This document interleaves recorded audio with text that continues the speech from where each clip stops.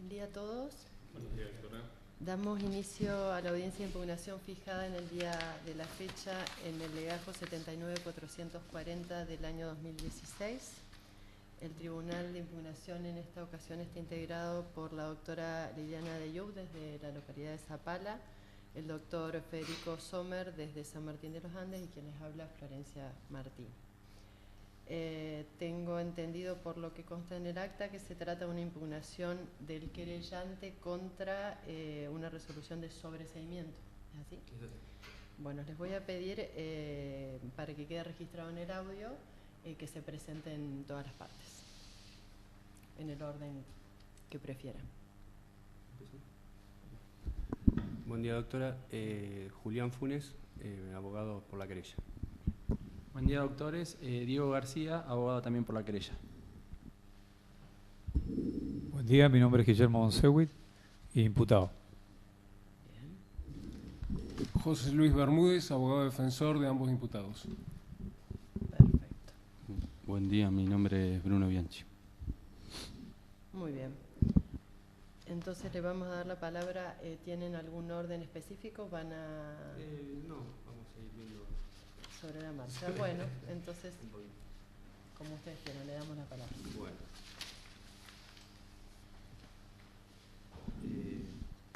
Como bien dijo, doctora, nosotros, con las facultades que nos confiere el Código Procesal Penal, como parte querellante, en los términos del artículo 240, 234 y 233 del Código Procesal, venimos a impugnar la resolución que ha dictado el doctor Diego Piedrabuena en fecha 27 de febrero de 2018, por el cual se dictó el sobreseimiento definitivo de los imputados. Dicha impugnación entendemos que es admisible, en tanto la resolución es una resolución de sobreseimiento, por lo cual se clausura, se cierra el procedimiento, entonces es recurrible. Como parte querellante estamos legitimados para hacerlo y la misma fue interpuesta mediante forma escrita en el plazo prescripto también por ley. Bueno, en base a eso debemos partir brevemente a hacer una breve reseña de cómo hemos llegado acá.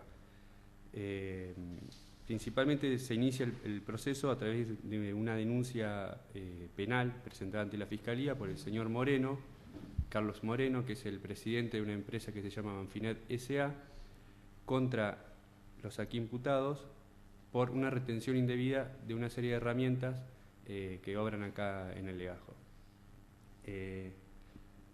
Fiscalía y a pedido de la Defensoría remitió la causa a la instancia de mediación, luego de varias oportunidades intentando esta parte hacer un esfuerzo para no avanzar, pero ante la reticencia de la defensa nos vimos obligados a continuar. Fue así que la Fiscalía, teniendo el señor fiscal Jara, teniendo la evidencia que nosotros hemos aportado, efectivizó la formulación de cargos, ¿sí?, contra los aquí imputados. Con posterioridad a ello, en un acto procesal inexistente, dictó el archivo el señor fiscal, con lo cual esta parte querellante debió de manera autónoma realizar la acusación, ¿sí?, en el plazo previsto también por ley.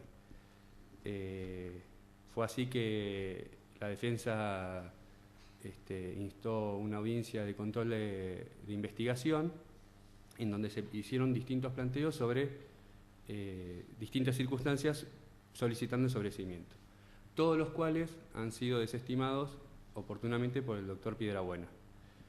Y fue así que llegamos a la instancia de control de acusación, se leyeron los hechos, y la pena pretendida, y casi de manera residual la defensa instó un último pedido de sobreseimiento, alegando principalmente al tipo de la culpa, digamos, apelando a la culpabilidad de los imputados, teniendo por cierto el hecho, o sea, el hecho de la entrega, la relación que existe en las partes, el hecho de la entrega, pero apelando principalmente a la culpabilidad de los imputados, por lo cual nosotros entendemos que esa motivación de la resolución de sobreseimiento no corresponde con esta etapa procesal, sino que corresponde justamente con la etapa del juicio, porque nosotros hemos aportado prueba que solventa todo lo que hemos dicho. No sé, Diego. Sí, principalmente el señor defensor en el último sobreseimiento, luego de haber desechado el juez de trámite y todos los demás, manifestó que sus asistidos no conocían la existencia legítima de las herramientas retenidas y que por eso no podría tipificarse el delito, entrando ya a la parte subjetiva misma del hecho en sí. Entonces, los agravios fundamentales que nosotros vemos en la resolución del juez de trámite son dos. Primero, que el juez de garantía valoró arbitrariamente pruebas y omitió considerar pruebas esenciales que esta parte tenía en el sumario, ¿sí?, en el legajo que había aportado, y que fueron ofrecidas en tiempo y forma por la querella al presentar el requerimiento de apertura a juicio. Y el segundo agravio que nos causa la resolución del juez Piedrabuena, que luego se explayarán, es que inobservó el precepto legal del artículo 168, en el cual dice que se podrá dictar el sobreseimiento siempre y cuando que para ello no deban discutirse cuestiones que son propias del juicio oral. Entonces, entrando a la primer causal, que es la valoración de prueba que hizo el juez de trámite, ante una manifestación unilateral que hicieron los imputados en la audiencia del 26 de febrero, diciendo que ellos no estaban a cargo de la empresa al momento de que se recepcionó las herramientas, cuando está en la misma resolución el juez Piedrabuena reconoce que están las herramientas recepcionadas por la empresa, que ellos tienen la órbita de la empresa, que ellos tienen la disposición de las mismas, pero manifiesta que no es posible devolver porque no tienen conocimientos dónde pueden estar. Entonces, con esas solas declaraciones vertidas en la audiencia, no valoró toda la prueba que nosotros tenemos dentro del requerimiento ofrecido, en el cual hay innumerables reuniones que se hicieron con el querellante, conjuntamente con Julio Lucero, un testigo incorporado, conjuntamente con Carbia, que era el anterior jefe de la base anterior a los imputados, quien recibió efectivamente las herramientas y estaba presente en reuniones con los imputados, en lo cual los mismos imputados, por una contienda económica, manifestaban que no iban a devolver estas herramientas hasta tanto no se subsane el tema económico. O sea, estaban en pleno conocimiento de que las herramientas estaban bajo su administración. Si bien también aducen la defensa de que los imputados no estaban al momento de recepcionar las herramientas, lo que, mirando la prueba de la defensa, no tiene ninguna prueba para justificar esto. Entonces, que el juez de garantía haya valorado los meros dichos, teniendo en cuenta el precepto constitucional que nadie puede declarar en contra de sí mismo, entonces, dándole esa valoración, creemos que el juez de garantía no podría haber dictado el sobreseimiento sin haber ahondado en las pruebas de las partes. Y el segundo agravio, ¿querés avanzar vos con respecto al de no entrar? Sí. Que ya entra en la subjetividad. Eso en cuanto a claro, lo que bien decía el doctor García, en cuanto a la valoración de la prueba, que afianzando solamente en los dichos de los imputados que no han sido probados y desechando de pleno nuestra evidencia aportada. Pero además, lo más grave que nosotros entendemos es que se aboca a resolver sobre la culpabilidad como elemento constitutivo del delito, cuando justamente es en la etapa procesal donde se tiene que resolver, es en la etapa del juicio, y que nosotros aportamos justamente esa prueba para demostrar que efectivamente los aquí imputados tenían conocimiento de lo que nosotros le estamos atribuyendo, del hecho que le estamos atribuyendo. Bueno, fundamentalmente eso, por lo cual solicitamos formalmente que se deje sin efecto la resolución de sobreseimiento y se inste ya la etapa de acusación conforme ya se había iniciado, ¿sí? Nosotros ya estamos en la etapa de acusación. Bien. Le doy la palabra. Doctora, ¿puedo hacer unas preguntas? No, doctor. Que yo al estar acá... Pero en la presentación que hicimos del caso, advierto que no hay nadie en representación del Ministerio Público Fiscal.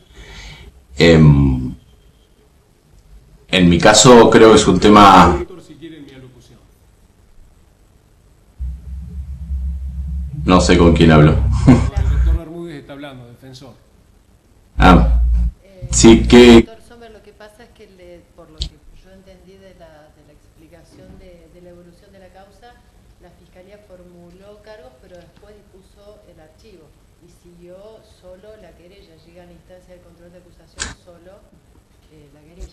Lo que ocurre es que se hizo la formulación de cargo con fecha 24 de agosto. En el interín, 18 de noviembre, la Fiscalía... No, está bien, no sobre el trámite del proceso, es un tema formal, en mi opinión, que no sé cuál es la de mis colegas.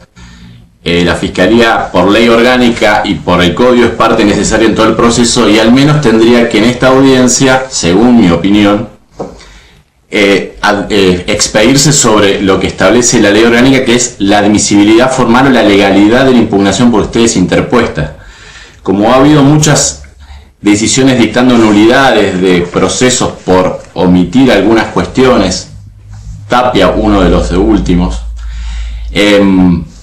quería requerir información a la oficina judicial si fue notificado el Ministerio Público Fiscal de la presente audiencia, y ante su incomparecencia, que advertimos de mirar quiénes están presentes, ver si tenía alguna consecuencia o si continuamos con la audiencia teniendo presente estas cuestiones.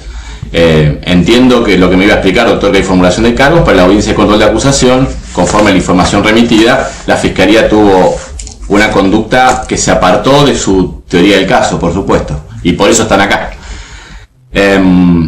Mirando el legajo, las instrucciones del índice del legajo, figura una notificación a la Fiscalía donde la Fiscalía contesta que ya no tiene nada que ver con este caso.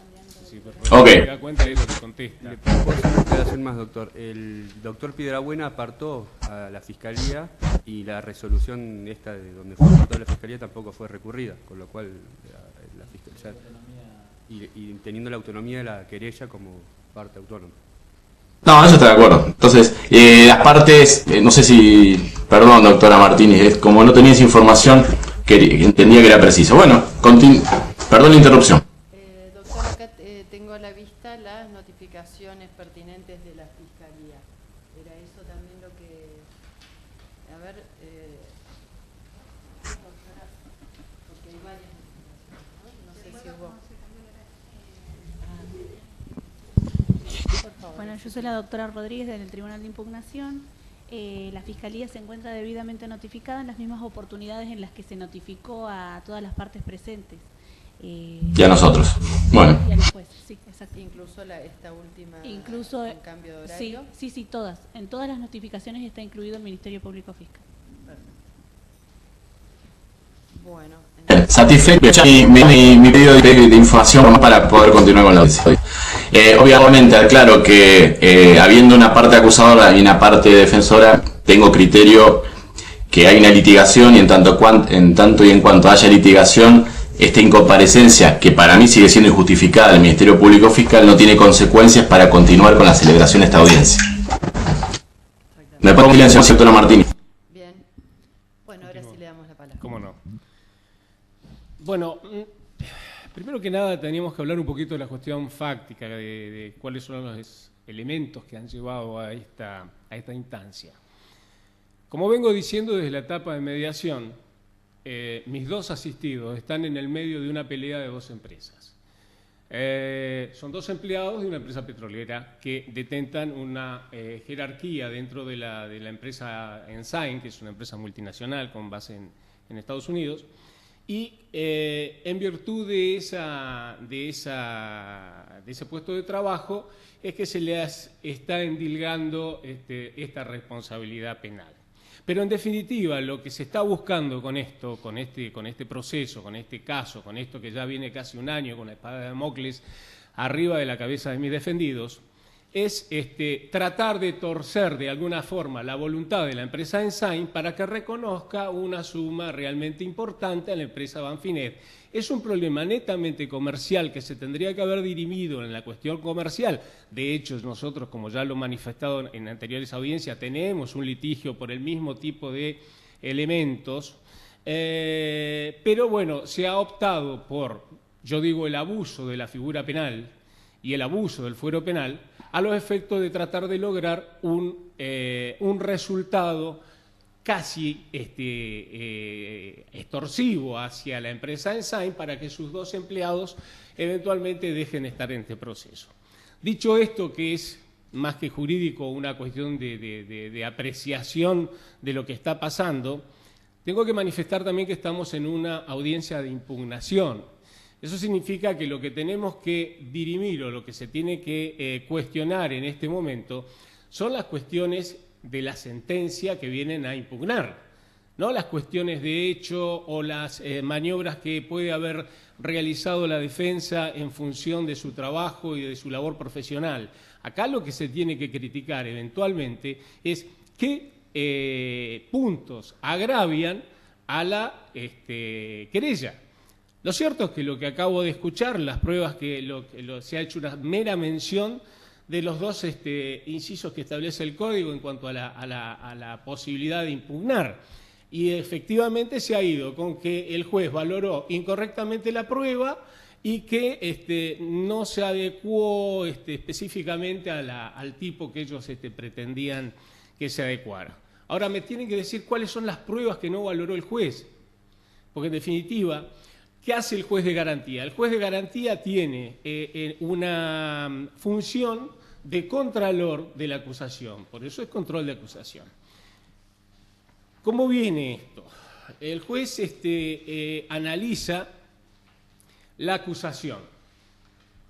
Y en la acusación es muy claro, es decir, la empresa Banfinet, en este caso los querellantes, acusan a mis 2 defendidos de haber retenido indebidamente unos caños, que son herramientas petroleras. Y como la figura penal, el derecho penal no puede imputar a las sociedades, lo hace a través de las personas o dirige su acusación a través de las personas que eventualmente podrían tener algún factor de decisión en ese tipo de conducta típica. Pero bueno, entonces tenemos que analizar a las personas y tenemos que analizar las conductas y ver si se configura realmente el delito y ver si en la denuncia, primero en la denuncia, después en la acusación, efectivamente la vinculación del hecho ilícito que se le reprocha a mis clientes los alcanza, porque si no estamos enfrente de yo dije en algún momento, tiroteo discrecional, a ver si le pego algo. Pero en definitiva, esto tiene que tener una literalidad, esto tiene que tener un fundamento. Lo cierto es que nosotros tenemos que en este acto verificar si los extremos de la sentencia, los fundamentos de la sentencia están ajustados a derecho, si la sentencia es correcta, si se hizo justicia. No, me opongo a la sentencia porque no me conviene, porque eso es lo que acabo de escuchar. Es decir, acá el juez dijo tal cosa, dijo tal otra, y no se ajustó porque no valoró la profusa prueba que nosotros pusimos arriba de la mesa. En realidad la prueba no hay que valorarla en ese momento. Acá lo que se estuvo hablando y lo que se habló siempre en ese momento fue el análisis del tipo penal y a ver si el tipo penal realmente estaba de acuerdo a la conducta desarrollada por mis defendidos. ¿Qué fue lo que hizo el juez de garantía? Analizó eso. ¿Y cuál es la base para analizar eso? Y la base es que las personas las empresas no cometen delito, lo cometen a través de las empresas, de las personas. Bueno, las personas, el tipo penal que se les endilga, ¿cuál es? Retención indebida. ¿Cuáles son los extremos del tipo? Haber recibido la cosa de parte por un título habilitante, de parte del poseedor o del dueño de la cosa, y negarse a devolverla o devolverla en tiempo y forma, teniendo conciencia de que son ajenas y que las tiene que devolver. Vamos a ir mechando un poquito lo que es la parte fáctica con la cuestión de derecho. Mis asistidos, que fue lo que se preguntó en la audiencia, porque eso es otro tema. En la audiencia de control de acusación no significa que el juez no tenga que producir prueba. Discúlpenme, no estoy tratando de vulnerar el principio de iure et curia, sino argumentando mi posición. No significa que el juez no vaya a producir prueba o no pueda indagar medianamente para formar su convicción de que si estamos o no estamos frente a una denuncia correcta perdón, a una acusación correcta ajustada al tipo de acuerdo a la conducta desarrollada por los. Entonces, pregunta si estaban en la empresa los dos imputados. Los dos imputados no eran empleados de la empresa en el momento que se produce la entrega de las cosas. O sea, ya me está faltando uno de los elementos del tipo porque ellos no recibieron las cosas. Si bien fue a la empresa Ensai, pero la conducta desplegada es por las personas, no por las cosas. Y lo que estamos jugando acá son personas. Entonces, si ellos no recibieron, me está faltando uno de los elementos, que es haber recibido por sí y detentar la tenencia de esa cosa y negarse a devolverla sabiendo que la tienen que devolver. No me voy a apartar de lo que eventualmente se ha hecho hasta ahora porque surge de las actuaciones que tienen. Acá siempre se dijo que fue un contrato verbal en el cual se le entregó esas cosas a la empresa. A ver, el señor entra a trabajar después que se hizo la operación, el señor también. Por supuesto que si me exigen devolver algo que no sé si es mío, no sé si entró, porque no están acreditados esos extremos. Además, lo que se pide en la sentencia, lo que se pide en la audiencia, específicamente es que la acusación indique claramente por qué piensa que los responsables, por qué piensa la querella o el denunciante o la empresa Banfinet, que los denunciados son los responsables de la retención indebida y no otras personas. Cuando queda plenamente acreditado, porque así está en la acusación no estamos, y en la denuncia, que las cosas fueron entregadas en una fecha que ellos no eran empleados de la empresa. Eso fue incuestionable. Fue también una cuestión que en la audiencia anterior, cuando se habla de la cronología de los hechos, surge claramente que mi defendido no estaban en la. Es una argumentación muy pobre tratar de sostener que ellos estaban trabajando en un lugar donde no trabajaban. O sea, ellos no estaban en ese momento en la empresa para recibir esa mercadería o esos papeles, si es que fueron entregados, porque eso es materia de juicio, sí, en eso no voy a entrar. Solamente estoy analizando la cuestión que vienen a cuestionar acá con los agravios, que en definitiva, vuelvo a insistir, los agravios esbozados carecen de la fundamentación como para dejar sin efecto una sentencia del juez de grado. Pero sigo con mi razonamiento.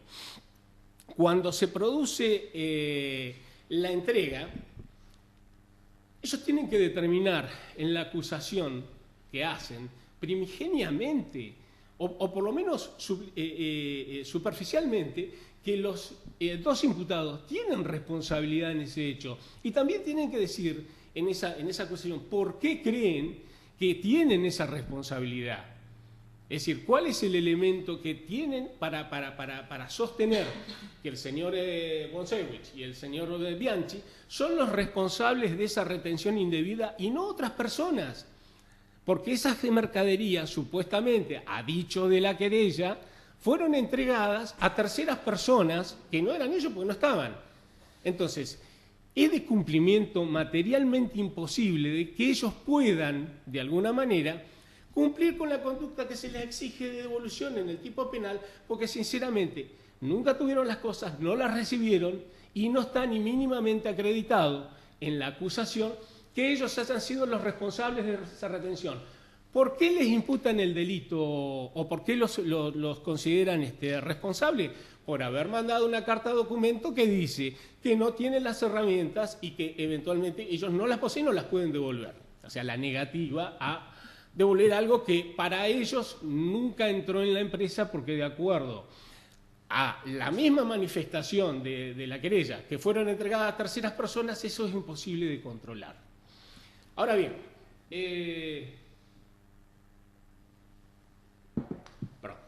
si ellos tienen en este caso la imposibilidad de saber si las cosas, porque no las recibieron, indudablemente no tienen la conciencia de que las cosas son ajenas y que si eventualmente estuvieran, vamos a pensar en el hipotético caso de que esto sea un error administrativo dirimido en una cuestión comercial, hubiera sido mucho más lógico. Pero supongamos que en la desprolijidad administrativa, donde ellos no estaban presentes, la empresa era otra, la empresa cambió de administración, se haya producido. Entonces acá entra a jugar otro elemento, que es la identificación de las cosas. Estamos hablando de caños. Si cualquier neuquino que viva en la provincia conocen lo que son las empresas petroleras y conocen lo que es un acopio de caños. Es decir, un caño es igual a otro. Indudablemente, acá viene el problema de la identificación. ¿Qué es lo que tengo que devolver? ¿Cómo hago yo para sostener o para poder identificar cuál es la cosa que supuestamente me dicen que tengo retenida ilegalmente? Partiendo de la base del supuesto de que eso se haya sucedido. Nosotros hasta el momento, o sea, yo me tengo que limitar solamente a lo que es la defensa del sobreseimiento de mis clientes. Y específicamente lo tengo que sostener firmemente porque no están dados los extremos del tipo. Sí, no, tendrían que haber sido ellos los responsables, tendrían que haberlos recibido y eventualmente en la acusación se tendría que haber dado algún tipo de indicio que manifieste palmariamente la conducta de ellos omitiva a devolver algo que no es de ellos. Eso no surge de la acusación. La acusación es muy clara. La acusación dice que se le entregaron unos caños a la empresa Banfinea a terceras personas a través de un transportista de la empresa y que requeridos los mismos no fueron devueltos y que el delito se les imputa a mis dos defendidos porque firmaron la carta de documento que le dice nosotros los caños esos no los tenemos. Es decir, faltan muchos de los elementos para que se configure el tipo penal.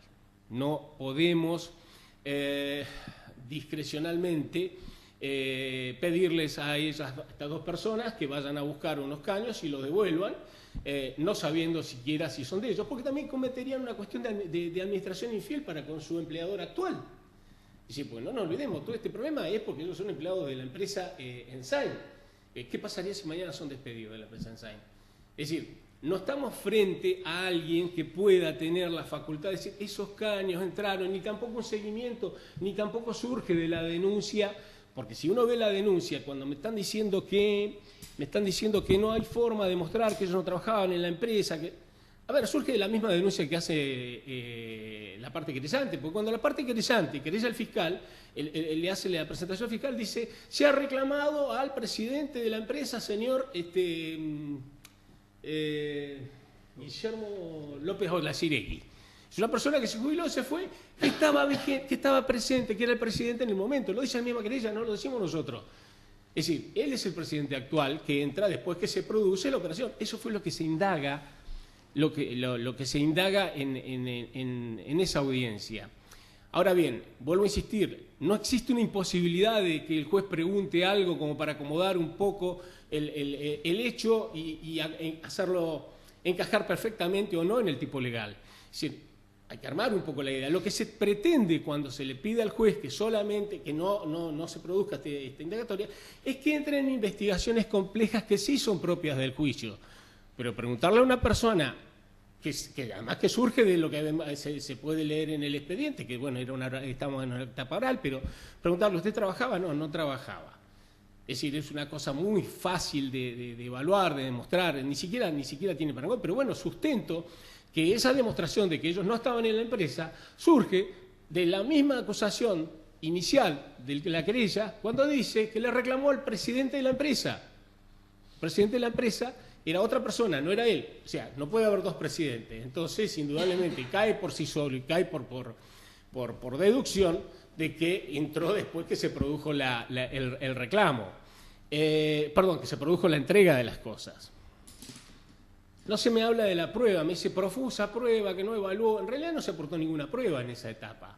Tampoco se hizo ningún tipo de evaluación. Acá lo único que se hizo en el control de acusación fue controlar la acusación y ver si los extremos del tipo estaban dados.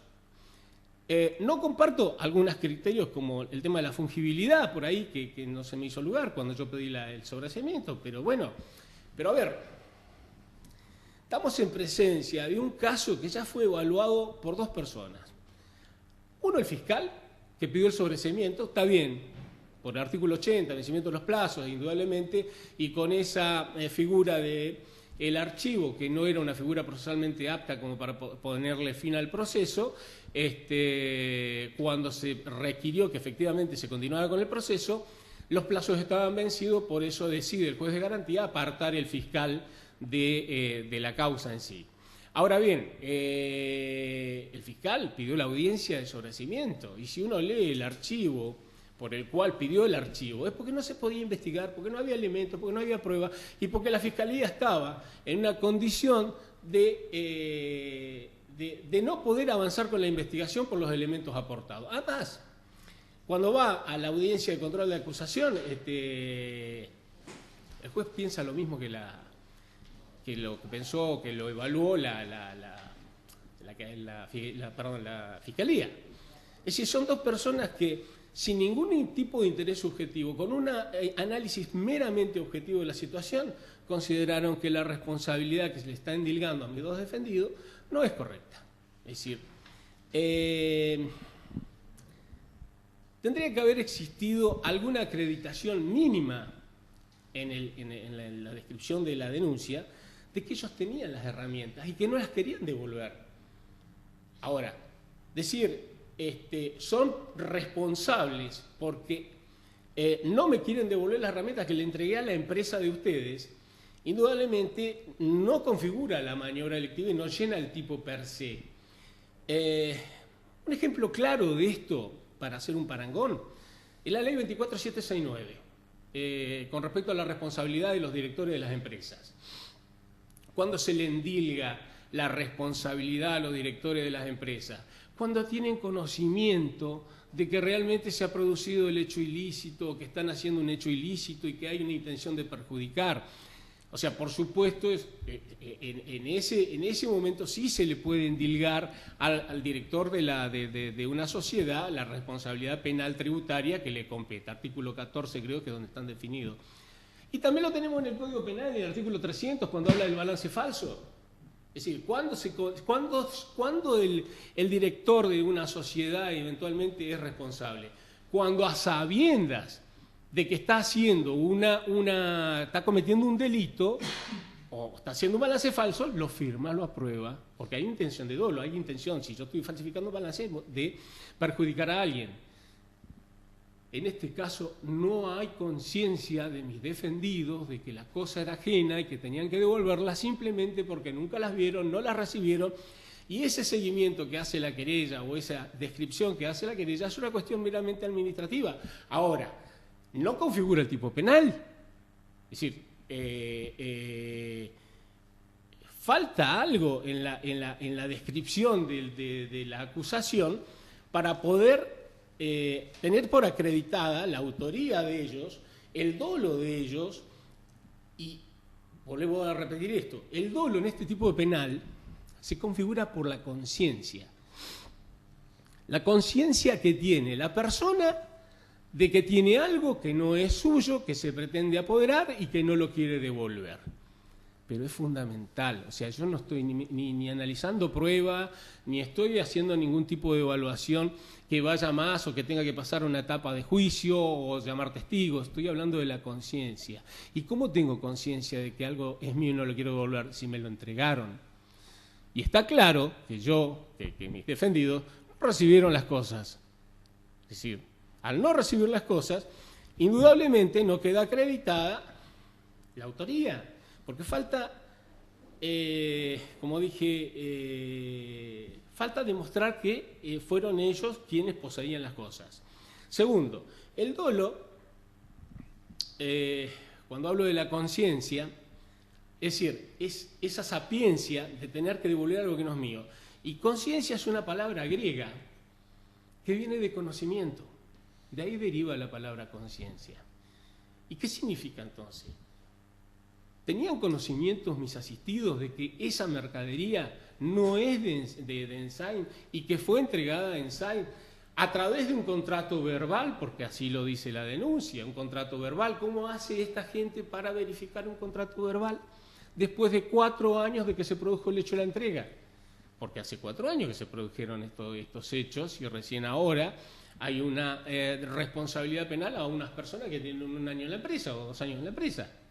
Es decir, indudablemente esto es todo un acomodamiento de determinadas circunstancias, de determinadas figuras, a los efectos de poder, como dije antes, avanzar, torcer la mano de la empresa Ensign para poder llegar a un acuerdo económico. Pero lamentablemente, en el medio de todo este discurrir en el fuero penal, están mis 2 asistidos. un ingeniero y un contador, que son dos buenos padres, dos buenos hombres de negocio, que se levantan todos los días a las 7 de la mañana y dejan su trabajo a las 10 de la noche, van todos los días a trabajar y que no tienen la estabilidad del cargo que puede tener. En cualquier momento ellos pueden ser prescindidos de la empresa. Es decir, no estamos juzgando a una persona acostumbrada a delinquir. Esto, vuelvo a insistir, ha sido la espada de Damocles desde el momento mismo en que se produjo la denuncia. Y pasaron todas las fiestas y pasaron todo el periodo vacacional preocupados por este tema. Ahora bien, por último, se intenta, con lo que se está acreditando, que sean ellos quienes demuestren que no tienen las cosas y que son ellos los que tienen la intención de no devolverla. Estamos invirtiendo la carga de la prueba. En realidad estamos invirtiendo la carga de la prueba. Estamos pidiendo que los dos acusados demuestren su inocencia. Y esto es al revés. Es decir, quien tiene que desvirtuar el estado de inocencia no son los acusadores.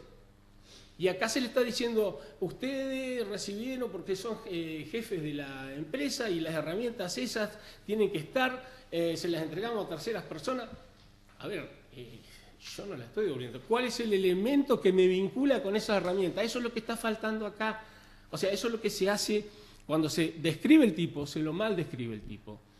Y todo esto que estoy diciendo surge muy claramente de la motivación y de la exposición que hace el juez de grado cuando dicta sentencia. No se apega a los hechos netamente y meramente de la defensa, como se intenta acreditar o decir. ¿Por qué? Porque la defensa lo único que hizo, disculpen, lo único que hace es indudablemente oponer todas las tácticas defensivas que tiene para poder demostrar la inocencia de sus clientes. Y efectivamente lo que hicimos nosotros fue decir, no están dados los elementos de tipo porque ellos no la recibieron, nunca estuvieron, ellos nunca la vieron en la empresa esa mercadería. Yo no sé qué fue lo que pasó con la mercadería y ellos tampoco, pero este tipo penal no va. Puede ser otro, pero este no. Pero no con respecto a ellos. Ellos son dos personas responsables que llevan adelante un cargo jerárquico en las empresas.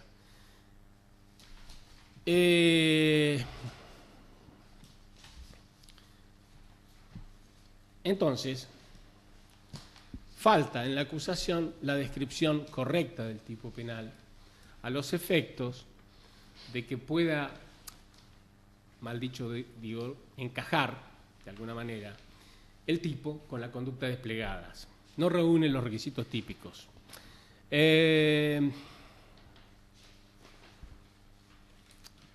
Por otra parte, quiero citar a Binder cuando habla de la etapa intermedia. Binder dice que los juicios deben ser preparados convenientemente y debe llegarse a ellos con una actividad responsable. ¿Y a qué se refiere? A que el juez no es un autómata. No es una persona a la cual se le pone adelante una denuncia tipo penal y, bueno, control de acusación. Sí, el juez tiene que indagar si esa acusación, indudablemente, tiene coincidencias con el tipo o no lo tiene. Si tiene coincidencias con la conducta desplegada o no lo tiene. Indudablemente, con la prueba primigeniamente o la prueba superficial que se puede aportar en estas etapas procesales, no pudieron de ninguna manera demostrar ni que hubieran recibido las herramientas, ni porque no estaban en la empresa, y mucho menos, al no saber que estaban esas herramientas en la empresa, no pueden devolver algo que no tienen conciencia de que no es de ellos. Por lo tanto, voy a solicitarle al tribunal que sostenga el sobreseimiento de mis defendidos o la sentencia dictada por el juez de garantía.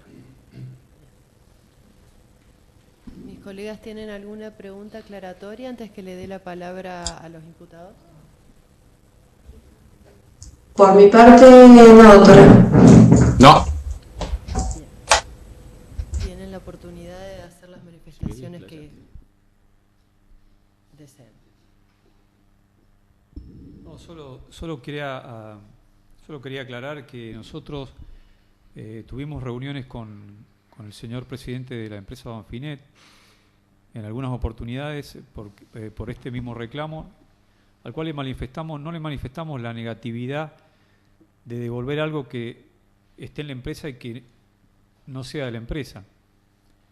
La situación real fue que nosotros necesitábamos, para poder devolver cualquier elemento, que nos demostraran fehacientemente, a través de documentación, ya que nosotros no estábamos en la empresa cuando eso sucedió, porque sucedió varios antes de que nosotros comenzáramos a trabajar en esta empresa, necesitamos fehacientemente que nos dieran la documentación necesaria, porque nosotros tenemos responsabilidad con la empresa, a lo cual lo único que recibimos fueron documentación que no estaba firmada por ninguna persona de la empresa, que eran documentaciones que estaban con correcciones, no era una documentación válida. Por ese motivo, cuando nos solicitaron y nos solicitó después por carta de documentos, consultándonos por estas herramientas que estaban supuestamente en posesión de la compañía, nosotros le manifestábamos que nosotros no sabíamos a qué herramienta se hacía referencia, porque no había ninguna documentación real que lo demostrara. Esa es la situación. No tengo más nada que agregar. Yo no vine preparado para hablar. Lo único que quería remarcar, que lo que dijo el abogado José Luis Bermúdez respecto de cómo se vive esto fue así, a menos en mi caso, esto sin ninguna necesidad. Perdón, no escucho. ¿Puedo hablar un poquito más fuerte, por favor? Sí, perdón. Que cuando él refirió a la cuestión de cómo hemos pasado la fiesta y todo eso, verdaderamente lo explicó bien. Hace una gran preocupación que no creo que, o sea, no tiene ningún sentido, creo. O sea, haber puesto a sufrir personas por nada. Quería decir eso, ¿no? Bueno, vamos a pasar a deliberar. Les vamos a pedir que se retiren.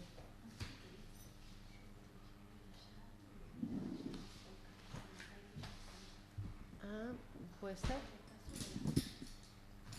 Deliberamos en la de al lado. Bueno, no, entonces se pueden quedar en la sala. Vamos a pasar a deliberar a la sala contigua, y aproximadamente en 20 minutos retomamos, digamos, la decisión oral.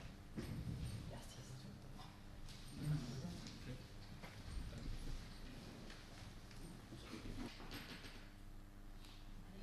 Bien.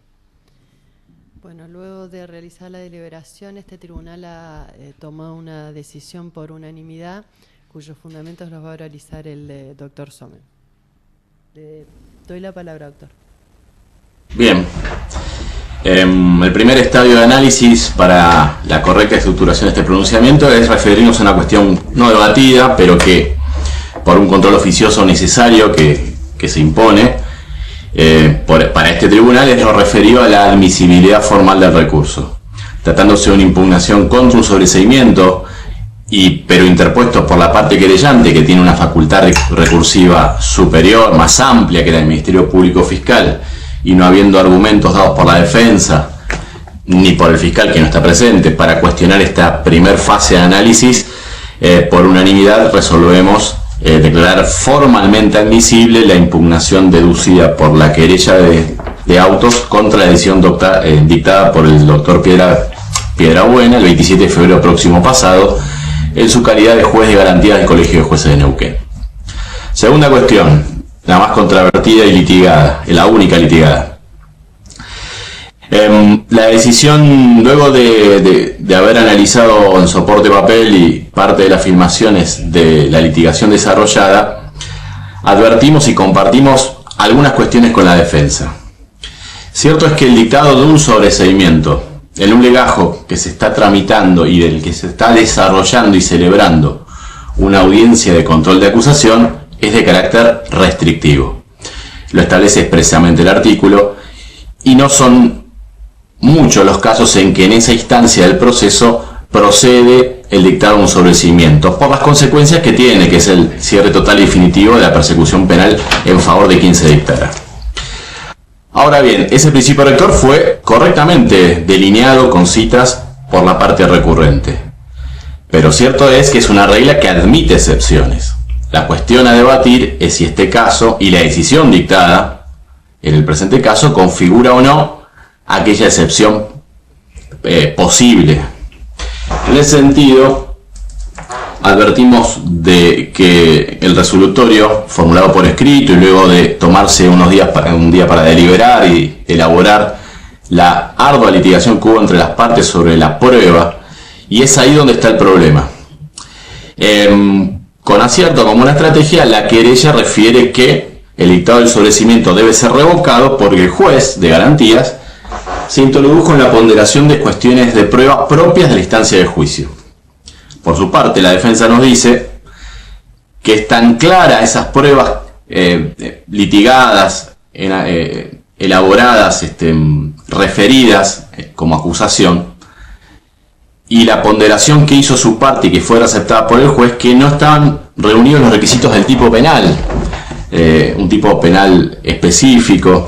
Se refirió mucho a la existencia de una responsabilidad contractual ajena al derecho penal, que deben tramitarse las cuestiones. Se refirieron a los remitos, al objeto, a la intimación, a las cartas documento.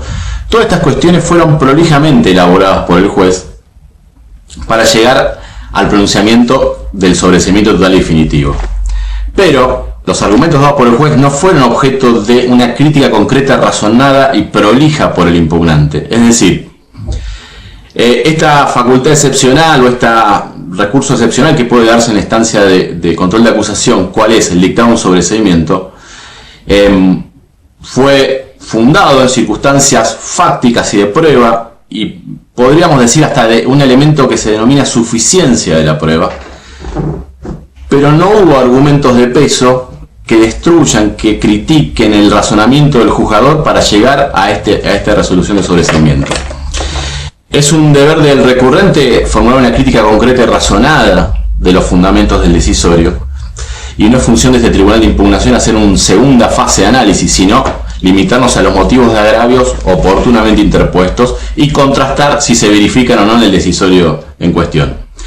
En este sentido, por unanimidad, entendemos que los argumentos vertidos no tienen la entidad tal para desvirtuar al sobreseimiento como un acto válido, un acto o tildarlo de una resolución arbitraria, y que la mera remisión a los principios rectores del sobreseimiento en la etapa del control de acusación no son suficientes para revocar el decisorio.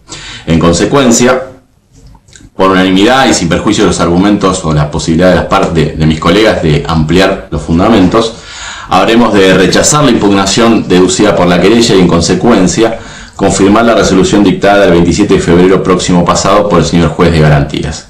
En virtud de lo controvertido de la cuestión, lo novedoso, lo excepcional de la situación, habremos de recurrir a la facultad que nos brinda el 268 segunda parte de eximir totalmente de costas al perdidoso por la tramitación de esta instancia de impugnación ordinaria. Me pongo en silencio, doctora Martini.